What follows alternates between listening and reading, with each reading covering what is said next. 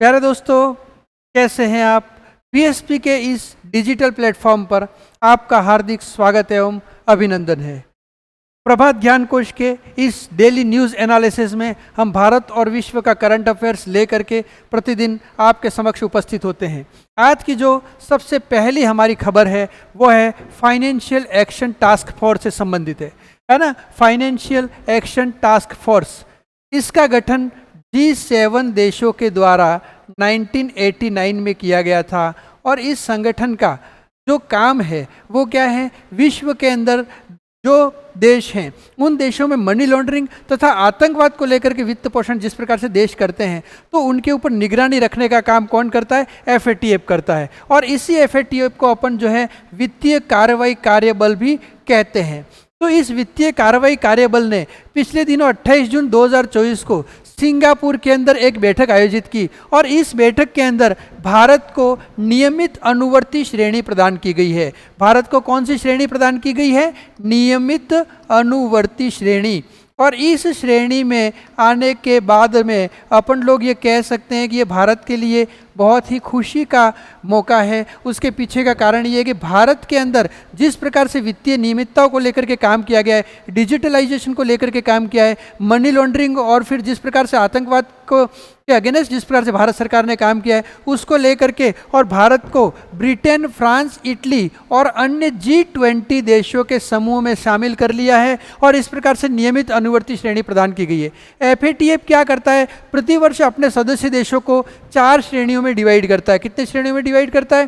4 श्रेणियों में। सबसे पहली श्रेणी कौन सी है? वो श्रेणी है आप लोगों के नियमित अनुवर्ती श्रेणी। उसके बाद श्रेणी कौन सी है? बढ़ी हुई अनुवर्ती श्रेणी। उसके बाद श्रेणी कौन सी है? ग्रे सूची। और उसके बाद में है ब्लैक लिस्ट, है ना। तो ये 4 श्रेणियों में रखता है और इन श्रेणियों में से फिर प्रत्येक देश का जो है वो रैंकिंग तय की जाती है। तो भारत जो है वो नियमित अनुवर्ती श्रेणी प्रदान की गई है भारत को, और ये जो है हमारे लिए एक महत्वपूर्ण खबर है। और उसके बाद में ये 4 प्रकार की श्रेणियां रखता है जिसमें नियमित अनुवर्ती श्रेणी, बढ़ी हुई अनुवर्ती श्रेणी, ग्रे श्रेणी और काली सूची होती है। तो ये हमारे लिए आज की एक महत्वपूर्ण खबर है। अगली खबर की तरफ हम लोग आगे बढ़ते हैं और ये खबर है यूनेस्को से संबंधित है। तो यूनेस्को के महानिदेशक आड्रे अजोले ने दक्षिण कोरिया के K-pop समूह 17, है ना, कौन सा समूह है दोस्तों? ये समूह है 17, है ना। तो इस 17 समूह के 13 सदस्यों को यूनेस्को के युवाओं के लिए पहले सद्भावना राजदूत के रूप में नियुक्त किया गया है ना। किस प्रकार के राजदूत के रूप में नियुक्त किया गया है? सद्भावना राजदूत के रूप में जो है वो नियुक्त किया गया है। तो यूनेस्को के महानिदेशक के द्वारा ये कदम उठाया गया है। तो उन्होंने दुनिया भर में युवा परियोजनाओं के लिए एक महत्वाकांक्षी संयुक्त अनुदान कार्यक्रम, और उस कार्यक्रम का नाम क्या है? Going together for youth creativity and well being के शुभारंभ की घोषणा की है। तो इसका नाम क्या है? Going together for youth creativity and well being के शुभारंभ की घोषणा की है। अब अगली जो आज की महत्वपूर्ण खबर है वो किससे संबंधित है? तो ये संबंधित है केंद्रीय पर्यावरण और वन मंत्रालय से संबंधित है। तो केंद्रीय पर्यावरण, वन और जलवायु परिवर्तन मंत्री कौन है? भूपेंद्र यादव हैं। ठीक है। तो भारत के केंद्रीय पर्यावरण, वन और जलवायु परिवर्तन मंत्री भूपेंद्र यादव हैं। उन्होंने ये बताया है कि भारत जो है, यहाँ पे हम लोग देखते हैं तो यहाँ इकाई, दहाई, सैकड़ा, हजार, 10,000, लाख यानी 1,04,561 प्रजातियों को कवर करते हुए अपने संपूर्ण जीव जंतुओं की चेकलिस्ट तैयार करने वाला दुनिया का पहला देश बन गया है। तो अपने जीव जंतुओं की चेकलिस्ट तैयार करने वाला दुनिया का पहला देश कौन सा बन गया है? भारत बन गया है। और ये घोषणा किसने की है? केंद्रीय पर्यावरण, वन और जलवायु परिवर्तन मंत्री भूपेंद्र यादव ने की है। अगली जो हमारी आज की खबर है वो SBI से संबंधित है। Financial services institution bureau, FSIB, है ना। Financial services institution bureau FSIB ने चल्ला श्रीनिवास लुलू को शेट्टी को भारतीय स्टेट बैंक के अगले चेयरमैन के रूप में नियुक्त किया। तो भारतीय स्टेट बैंक के अगले चेयरमैन कौन होंगे? तो उनका नाम है श्रीनिवासुलु शेट्टी। क्या नाम है? श्रीनिवासुलु शेट्टी। इनको भारतीय स्टेट बैंक यानी स्टेट बैंक ऑफ इंडिया का अगला चेयरमैन नियुक्त किया गया है। उसी प्रकार से एक और खबर महत्वपूर्ण है कि ब्रांड फाइनेंस द्वारा जारी नवीनतम रैंकिंग में, है ना, यानी किस प्रोडक्ट की कैसी ब्रांडिंग है, उसको लेकर के एक रैंकिंग तय की गई, जिसमें टाटा ग्रुप ने भारत का सबसे मूल्यवान ब्रांड होने की स्थिति को बनाए रखा है। तो वर्तमान में सबसे मूल्यवान भारत का ब्रांड कौन सा है, तो इसका उत्तर क्या आ जाएगा, टाटा समूह, है ना। तो दोस्तों इस प्रकार से टाटा ग्रुप जो है वो वर्तमान में भारत का सबसे मूल्यवान ब्रांड है। और ये किसने बताया, ब्रांड फाइनेंस द्वारा जारी जो नई सूची है, इस सूची में जो है वो टाटा फाइनेंस को भारत का मूल्यवान ब्रांड होने की स्थिति बरकरार रखी गई है। उसके बाद में अगली जो महत्वपूर्ण खबर है महाराष्ट्र से रिलेटेड है। ये महाराष्ट्र के उप मुख्यमंत्री अजित पवार हैं और इन्होंने महिलाओं को सशक्त बनाने के लिए महाराष्ट्र में एक योजना शुरू की है और उसका नाम क्या है, मुख्यमंत्री माझी लड़की बहन, ठीक है, सीएम मेरी प्यारी बहन योजना, मुख्यमंत्री माझी लड़की बहन योजना। और इस योजना में जो है वो महाराष्ट्र की 21 से 60 वर्ष की आयु वर्ग की जितनी भी महिलाएं दोस्तों, उन सभी को प्रत्येक महीने 1500 रुपये का मासिक भत्ता प्रदान किया जाएगा।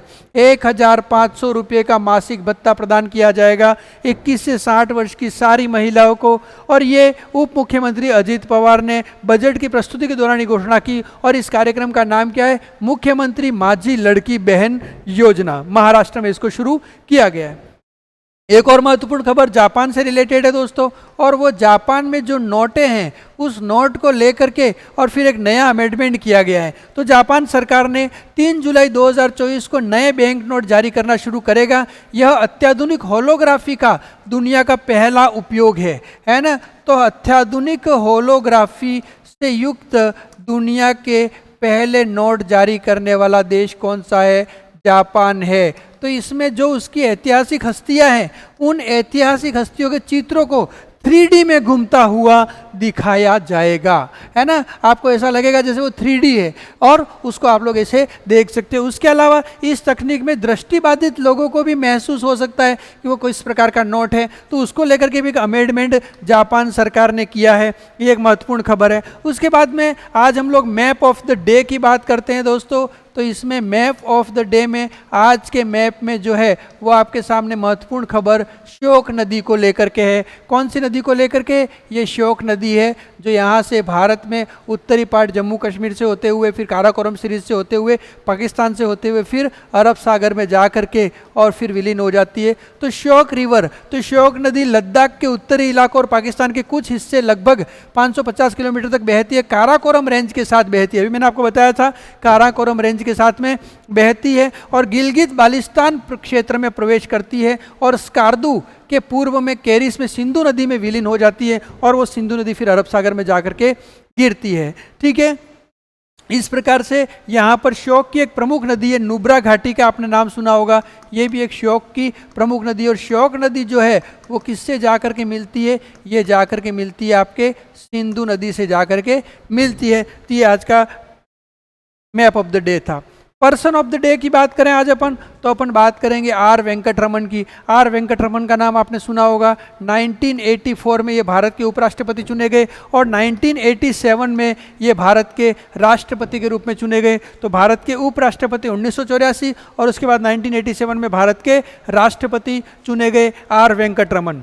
उसके बाद में आज की जो नेक्स्ट खबर है हमारी वो संबंधित है राजस्थान जीके से रिलेटेड है। और राजस्थान जीके की बात करते हैं तो यहाँ पहला प्रश्न जो है महत्वपूर्ण है, जामरकोटड़ा किस जिले में स्थित है, तो उदयपुर में स्थित है। और ये किससे संबंधित है, जामरकोटड़ा जो है, ठीक है। तो ये राजस्थान की रॉक फास्फेट की सबसे बड़ी खदान है जामरकोटड़ा, ठीक है। तो ये चीज़ आप लोगों को ध्यान में रखना है। उसके बाद राजस्थान में सबसे बड़ा जिप्सम का जमाव कहाँ पर मिलता है, तो ये मिलता है जामसर बीकानेर में। उसके अलावा जिप्सम का जमाव कहाँ पर मिलता है आप लोगों को, तो नागौर में भी जो है जिप्सम का जमाव प्राप्त होता है।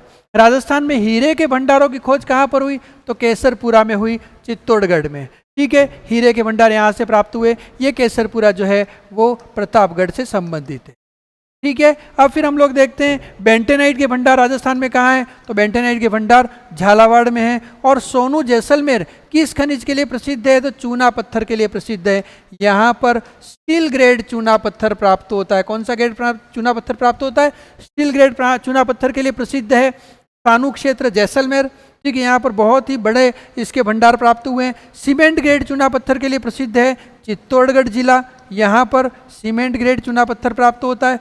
केमिकल ग्रेड चूना पत्थर के लिए प्रसिद्ध है जोधपुर जिला, यहाँ पर केमिकल ग्रेड चूना पत्थर प्राप्त होता है। उसके बाद में किस क्षेत्र में पीला इमारती पत्थर प्राप्त होता है? तो जैसलमेर, है ना, पीथल जैसलमेर से पीला पत्थर प्राप्त होता है, ये महत्वपूर्ण खबर है। ठीक है, उसके बाद में सर्वाधिक विक्रय मूल्य अर्जित करने वाला राजस्थान का खनिज कौन सा है? तो मार्बल है जो सर्वाधिक विक्रय मूल्य अर्जित करता है। ठीक है, राजस्थान में। उसके बाद में शीशे की सबसे बड़ी खदान कौन सी है? तो जावर माइंस है, और ये जावर माइंस कहाँ पर है? आपके उदयपुर में है। ठीक है, और सीसा और जस्ता दोनों एक साथ निकलते हैं, और ये अधात्विक प्रकार का खनिज है, और इसी को अपन धात्विक प्रकार का खनिज, और इसको अपन क्या कहते हैं? गैलेना कहते हैं। उसके बाद राजस्थान में काला पत्थर बहुतायत से मिलता है, कहाँ पर मिलता है? सिरोही में मिलता है। उसी प्रकार से अपन लोग देखें तो गार्नेट का सर्वाधिक कहाँ से पाया जाता है? तो गार्नेट पाया जाता है राजस्थान में, टोंक से सर्वाधिक गार्नेट पाया जाता है। ठीक है, तो इस प्रकार से ये कुछ महत्वपूर्ण आज राजस्थान जीके के प्रश्न थे जिनको हम लोगों ने आपके साथ शेयर किया। उम्मीद है आपको हमारी ये क्लासेस निरंतर जो है वो पसंद आ रही होगी। आपका ही फीडबैक हमें ज़रूर दीजिएगा ताकि हम इस क्लास को और भी अधिक उपयोगी बना सकें। आप सभी का बहुत बहुत धन्यवाद, आभार, शुक्रिया।